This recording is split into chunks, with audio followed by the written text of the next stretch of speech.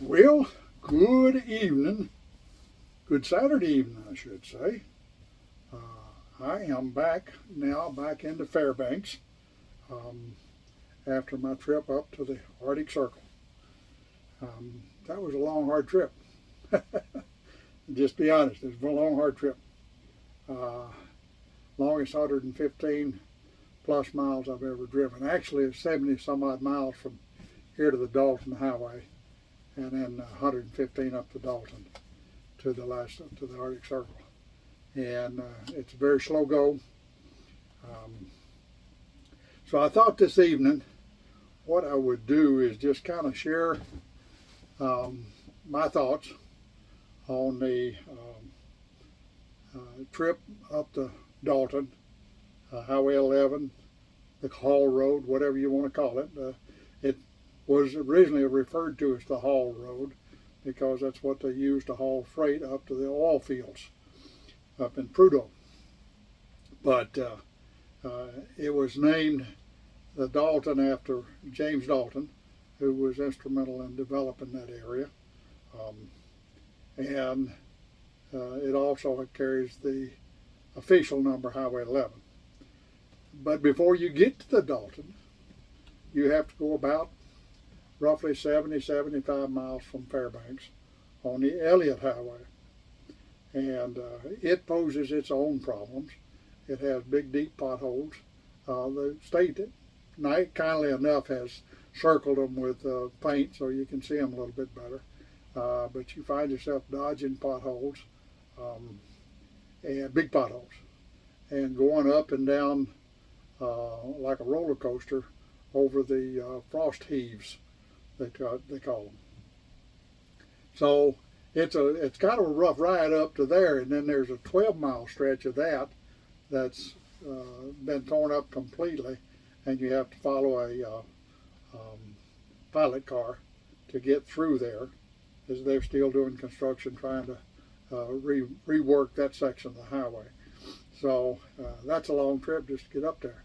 Now, before you go on to the Dalton, and after you get out of Fairbanks and cross through some of that, or before you get to the construction actually, there's a restaurant that's called, it's a Hilltop truck stop. Wonderful place to eat, to have great pies, and also about the last opportunity you're going to have to get fuel before you go on up onto the Dalton. So my advice is to fill up right then, and don't go off any further without fuel. And fill up your belly too. That's a good spot to fill up your belly and have a pie. So, or a piece of pie. So once you leave there, and also another piece of advice, and these are not paid advertisement, folks. These are just something I used, and it made a big difference for me. But also I recommend, if you were to make that trip, to be sure and get you a copy of the milepost. You can get it off Amazon. They put out a new one every year, and they tell what's at each milepost. And it's very helpful when you're traveling up those places where not a lot of traffic. And you want to know where to go and where to stop. It kind of helps you in knowing when to go ahead and stop now, or do I go a little bit farther. I would have liked to have gone on up as far as the Arctic Ocean. The Arctic Circle, as far as I went, and that's 115 miles up Dalton, and that is that's about 300 miles from the Arctic Ocean, from Prudhoe. I knew I didn't have enough fuel to make it up there, and I'm not sure I had enough willpower to make it up there. Driving to Dalton is a two-handed operation on the steering wheel. You should not even think about driving with one hand on the steering wheel. You will be dodging potholes, dodging dips, dodging bumps, all the way up. And it is a constant, you've got to constantly keep your eye on the road. When I stopped at Hilltop on the way back to get lunch, dinner, whatever it was, and fuel, they had like 3 big plaques on the wall and they were all truckers, many of whom that had died driving up Dalton, the haul road. Some during the snow and ice time, some during dry, clear weather. It is just one of those things that if you ain't careful, um, you will hit a pothole, throw you around in a circle. It's on gravel, and it kind of reminded me of when I was growing up, learning to drive in North Alabama, in rural North Alabama, on gravel roads. You got to constantly be aware, because they will roll out from under you. There's also a lot of rocks up there that can cut your tires. Now, on my journey, I did it with a 2023 Dodge 3500 dually, four-wheel drive, and I had a set of BF Goodrich XO or KO off-road tires on it, all-terrain tires.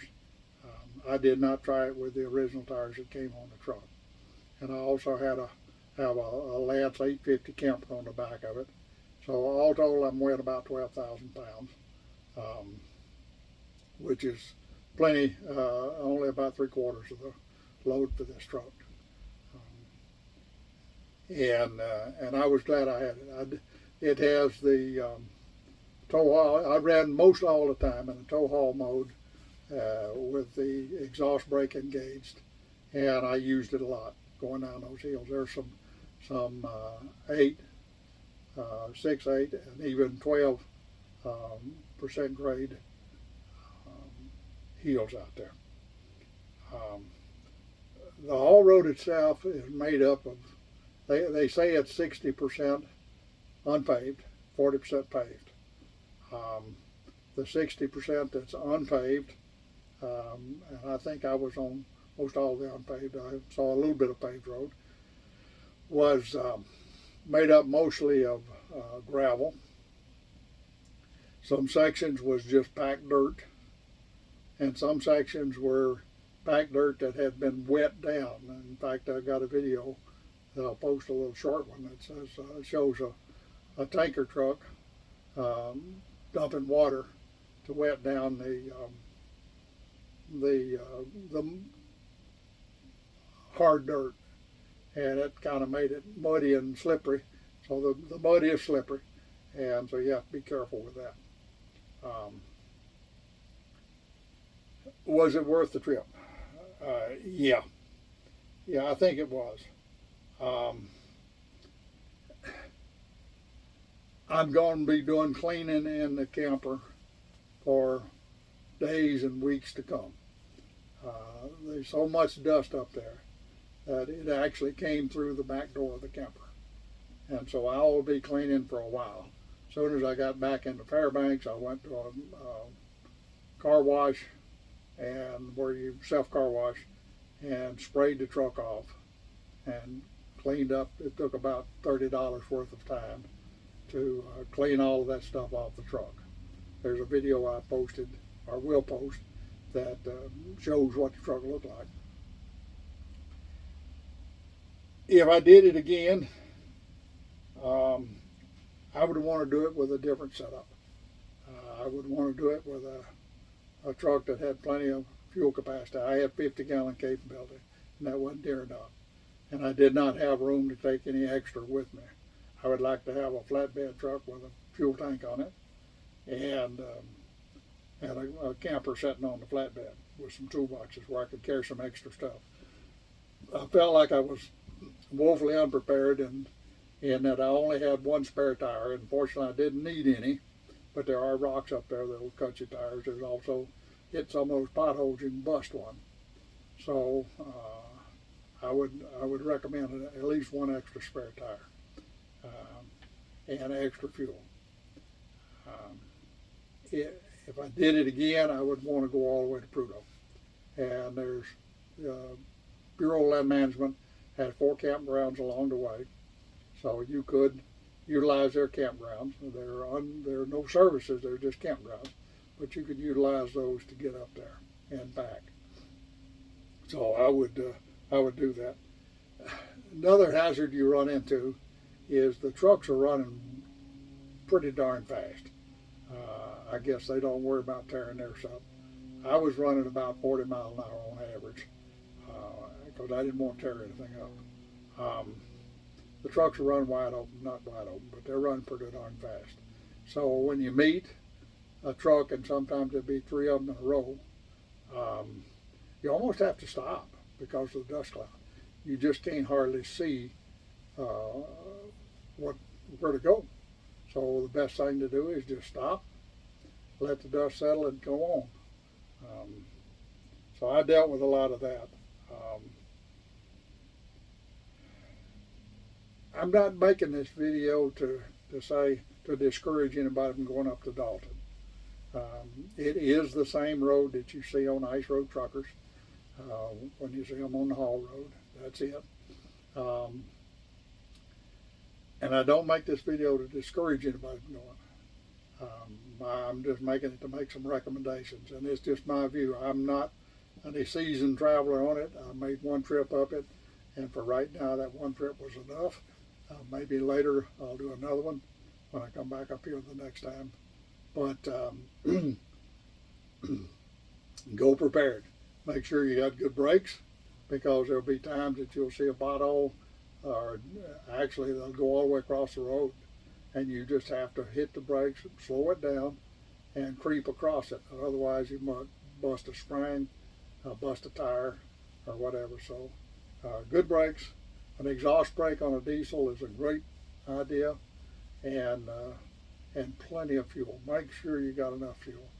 I used about 30 gallons to go from Hilltop, which is a little bit outside Fairbanks, up to the Arctic Circle campground and back.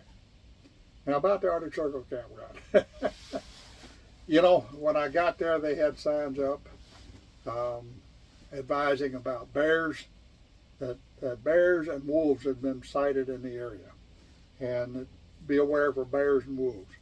Well, what they didn't tell you about is mosquitoes. I didn't see a single bear and I didn't see a single wolf, but I saw thousands of mosquitoes, and they just they just get all over you. You had to run to get into the camper. Fortunately, most of them didn't bite, but they are prolific up there this time of the year. I think if I went back, I'd want to go in the fall sometime. I'd like to see it in the fall colors, as a matter of fact. You'll see beautiful views all up and down the road. And from that standpoint, it's probably worth the trip. Just be aware that you're going to have to clean up your vehicle pretty darn well after you get back. You may even have to do a little minor repairs after you get back, who knows. I've got one little squeak in my suspension system. There were a couple of potholes I hit at the front end, actually bottomed out on it.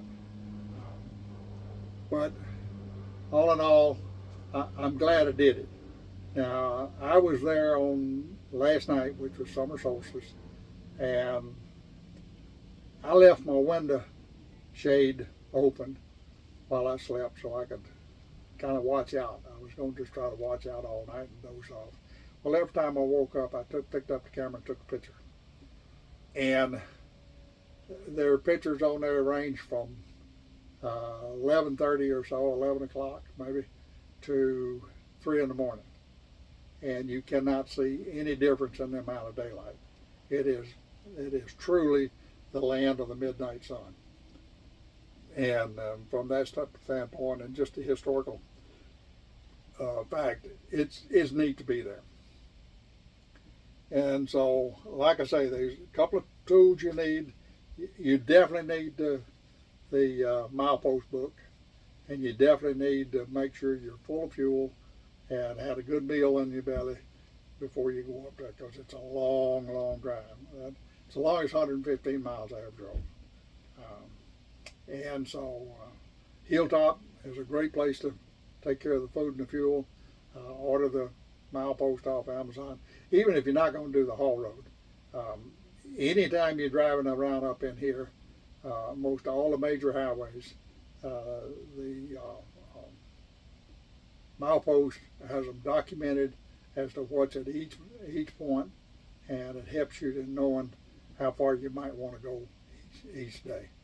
Now I'm going to overnight here tonight in Fairbanks, and then tomorrow I'll start working towards Anchorage. Don't know how far I'll go. I know I want to explore around Talkeetna.